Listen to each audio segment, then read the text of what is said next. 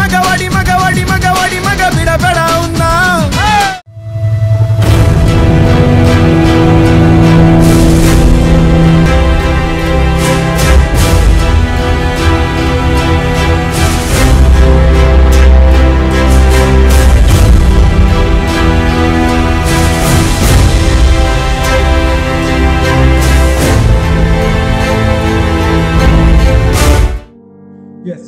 ನಾವಿವತ್ತು ನಿಮಗೆ ಮೈಸೂರು ಜಿಲ್ಲೆ ನಂಜನಗೂಡು ತಾಲೂಕಿನ ಬೂದಿ ಮುಚ್ಚಿದ ಕೆಂಡದಂತಾಗಿರುವ ತರಗನಹಳ್ಳಿ ಸದ್ಯದ ಸ್ಥಿತಿಗತಿಗಳನ್ನ ಹೇಳ್ತಾ ಇದ್ದೀವಿ. ಗ್ರಾಮದ ಹಾಲು ಉತ್ಪಾದಕರ ಸಂಘದಲ್ಲಿ ಎಲ್ಲವೂ ಸರಿ ಇಲ್ಲ ಅನ್ನೋ ವಾದ ವಿವಾದ, ಗುಂಪು ಘರ್ಷಣೆ, ಪರಸ್ಪರ ಮಾರಾಮಾರಿ ಹಲ್ಲೆವರೆಗೂ ಬಂದು ನಿಂತಿದೆ. ಆರಂಭದಲ್ಲೇ ಸಮಸ್ಯೆ ಬಗೆಹರಿಸಿ ವಿವಾದಕ್ಕೆ ಅಂತ್ಯ ಆಡಬೇಕಿದ್ದ ಜಿಲ್ಲಾಡಳಿತ ಮತ್ತು ಸಹಕಾರಿ ಇಲಾಖೆ ಅಧಿಕಾರಿಗಳ ನಿರ್ಲಕ್ಷ್ಯತನದಿಂದ ಒಂದೇ ಕುಟುಂಬದ ಸಹೋದರರಂತಿದ್ದ ಗ್ರಾಮದಲ್ಲೀಗ ಮಿನಿ ಕುರುಕ್ಷೇತ್ರ ವಾತಾವರಣ ನಿರ್ಮಾಣವಾಗಿದೆ. ರೈತ ಸಂಘಟನೆಗಳಲ್ಲೇ ಬಿರುಕು ಮೂಡಿದ್ದು ವೈಯಕ್ತಿಕ ಪ್ರತಿಷ್ಠೆಗಳಿಂದ ಇಡೀ ಗ್ರಾಮದಲ್ಲೀಗ ಭಯದ ವಾತಾವರಣ ನಿರ್ಮಾಣವಾಗಿದೆ. ಇದೇ ವಿಚಾರಕ್ಕೆ ಸಂಬಂಧಿಸಿದಂತೆ ಮೈಸೂರಿನ ಕೇಂದ್ರ ಕಚೇರಿಗೆ ಬರುತ್ತಿದ್ದ ವ್ಯಕ್ತಿ ಮೇಲೆ 8 ಮಂದಿ ಗುಂಪು ಅಡ್ಡಗಟ್ಟಿ ಹಾಡಾಗಲೇ ಹಲ್ಲೆ ಕೂಡ ನಡೆಸಿದ್ದಾರೆ.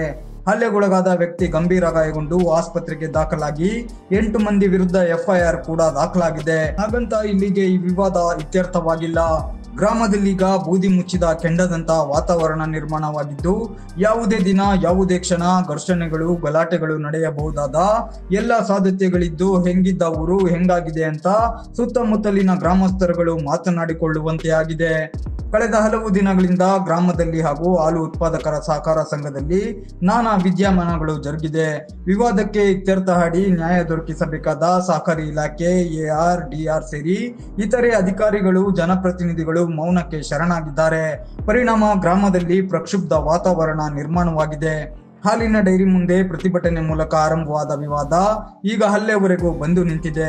ಹಾಲು ಉತ್ಪಾದಕರ ಸಂಘದ ಆಡಳಿತ ಮಂಡಳಿಯಿಂದ ಅನ್ಯಾಯವಾಗಿದೆ. ಕಳೆದ 20 ವರ್ಷಗಳಿಂದ ಅವ್ಯವಹಾರ ನಡೆದಿದೆ. ಘಟಕ ಪ್ರಾರಂಭ ಆದಾಗಿನಿಂದಲೂ ಒಬ್ಬರೇ ಕಾರ್ಯದರ್ಶಿ ಕಾರ್ಯನಿರ್ವಹಿಸುತ್ತಿದ್ದಾರೆ. ಲೆಕ್ಕಪತ್ರಗಳನ್ನ ನೀಡಿಲ್ಲ, ಉತ್ಪಾದಕರಿಗೆ ಬೋನಸ್ ನೀಡಿಲ್ಲ, ದಾಖಲೆಗಳಲ್ಲಿ ಉತ್ಪಾದಕರಿಗೆ ಬೋನಸ್ ನೀಡಿದ್ದೇವೆ ಅಂತ ತೋರಿಸಿದ್ದಾರೆ.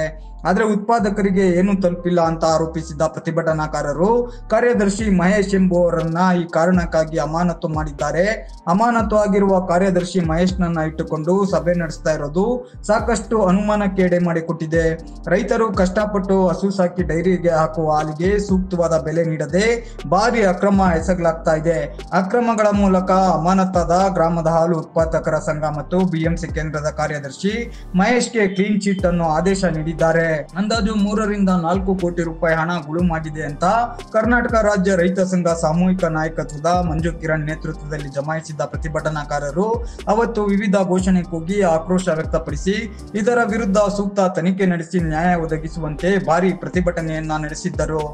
ಈ ಆರೋಪದ ಬೆನ್ನಲ್ಲೇ ಹಾಲು ಉತ್ಪಾದಕರ ಸಹಕಾರ ಸಂಘದಲ್ಲಿ ಯಾವುದೇ ಅವ್ಯವಹಾರ ನಡೆದಿಲ್ಲ ಅಂತ ಗ್ರಾಮ ಪಂಚಾಯಿತಿ ಸದಸ್ಯ ನಂಜುಂಡಸ್ವಾಮಿ, ಕಬ್ಬು ಬೆಳೆಗಾರರ ಸಂಘದ ರಾಜ್ಯಾಧ್ಯಕ್ಷ ಹಳ್ಳಿಕೆರೆ ಉಂಡಿ ಭಾಗ್ಯರಾಜ್ ಸೇರಿದಂತೆ ಇನ್ನಿತರೆ ಮುಖಂಡರುಗಳು ನಂಜನಗೂಡು ಪತ್ರಕರ್ತರ ಭವನದಲ್ಲಿ ಸುದ್ದಿಗೋಷ್ಠಿ ನಡೆಸಿ ಸಮಜಾಯಿಷಿ ನೀಡಿದ್ದರು. ಆರೋಪ ಸತ್ಯಕ್ಕೆ ದೂರ ಅನ್ನೋ ಮಾತುಗಳನ್ನಾಡಿದ್ರು. ಕಳೆದ 17 ವರ್ಷಗಳಿಂದ ಸುಮಾರು 6 ಕೋಟಿಗಳಷ್ಟು ಸಂಘದ ವ್ಯವಹಾರ ನಡೆದಿದೆ. ಪ್ರತಿ ವರ್ಷ ಆಡಿಟ್ ಹಾಗೂ ವಾರ್ಷಿಕ ಮಹಾಸಭೆ ನಡೆದುಕೊಂಡು ಬಂದಿದೆ.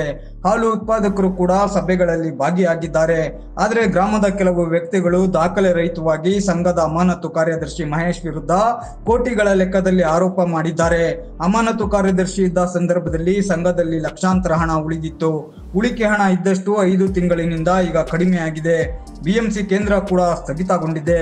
ಮೈಸೂರಿನ ಸಹಾಯಕ ನಿಬಂಧಕರ ಕಚೇರಿ ಕೋರ್ಟ್ನಿಂದ ಅಮಾನತು ವಿಷಯಕ್ಕೆ ಸಂಬಂಧಿಸಿದಂತೆ ತಡೆ ನೀಡಿ ಮತ್ತೆ ಕಾರ್ಯದರ್ಶಿ ಹುದ್ದೆಗೆ ತೆರಳಲು ಸೂಚಿಸಿದರೂ ಕೂಡ ಕೆಲ ವ್ಯಕ್ತಿಗಳು ಇಲ್ಲ ಸಲ್ಲದ ಆರೋಪ ಮಾಡಿ ಗ್ರಾಮದಲ್ಲಿ ಕೆಲಸಕ್ಕೆ ತಡೆ ಒಡ್ಡುತ್ತಿದ್ದಾರೆ ಅಂತ ಪ್ರತಿಭಟನಾಕಾರರ ವಿರುದ್ಧವೇ ಸುದ್ದಿಗೋಷ್ಠಿ ನಡೆಸಿ ಆರೋಪವನ್ನ ಮಾಡಿದ್ದರು.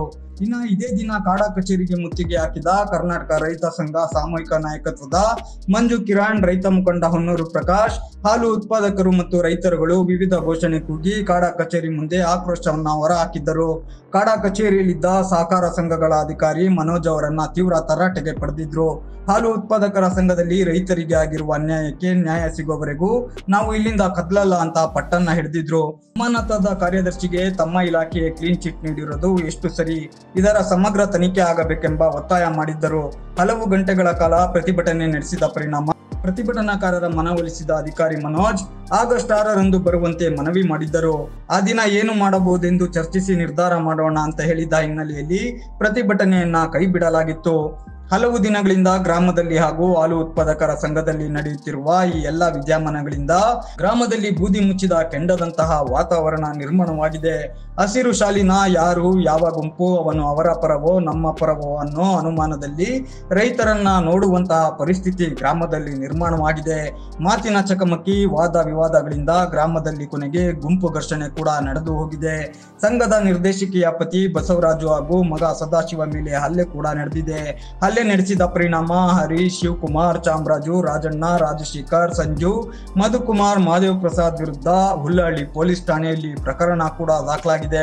ಗಿಡವಾಗಿ ಬಗ್ಗದು ಮರವಾಗಿ ಬಗ್ಗಿತೆ ಎಂಬಂತೆ ಆರಂಭದಲ್ಲೇ ವಿವಾದಕ್ಕೆ ಅಂತ್ಯ ಹಾಡಿದ್ದರೆ ಹಲ್ಲೆವರೆಗೂ ಬಂದು ನಿಲ್ತಾ ಇರಲಿಲ್ಲ. ರೈತರ ಮತ್ತು ಹಾಲು ಉತ್ಪಾದಕರುಗಳ ಹಿತ ಕಾಯಬೇಕಾದ ಸಹಕಾರಿ ಇಲಾಖೆ ಅಧಿಕಾರಿಗಳ ಕರ್ತವ್ಯ ಲೋಪ ಮತ್ತು ಎಡವಟ್ಟಿನಿಂದ ಗ್ರಾಮದಲ್ಲೀಗ ಪ್ರಕ್ಷುಬ್ಧ ವಾತಾವರಣ ನಿರ್ಮಾಣವಾಗಿದೆ. ಅಕ್ರಮ ಮಾಡಿದ್ದಾನೆ ಅಂತ ಅಮಾನತು ನೀಡಿದ ಸಹಕಾರಿ ಇಲಾಖೆ ಅಧಿಕಾರಿಗಳೇ ಕೆಲ ದಿನದೊಳಗೆ ಆತ ಯಾವುದೇ ಅಕ್ರಮ ಮಾಡಿಲ್ಲ ಅನ್ನೋ ಕ್ಲೀನ್ ಚಿಟ್ ನೀಡಿದ್ದೆ ಇಷ್ಟೆಲ್ಲ ಅನಾಹುತ ಮತ್ತು ನಾನಾ ಅನುಮಾನಗಳಿಗೆ ಕಾರಣವಾಗಿರೋದು ಅನ್ನೋ ಆರೋಪಗಳು ಕೂಡ ತಳ್ಳಿ ಹಾಕುವಂತಿಲ್ಲ.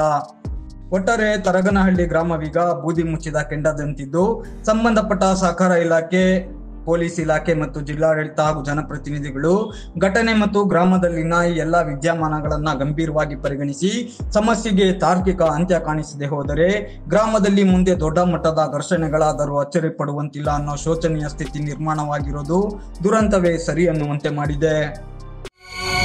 ವಡಿ ಮಗ ಬಿಡಬೇಡ ಅವ್ನ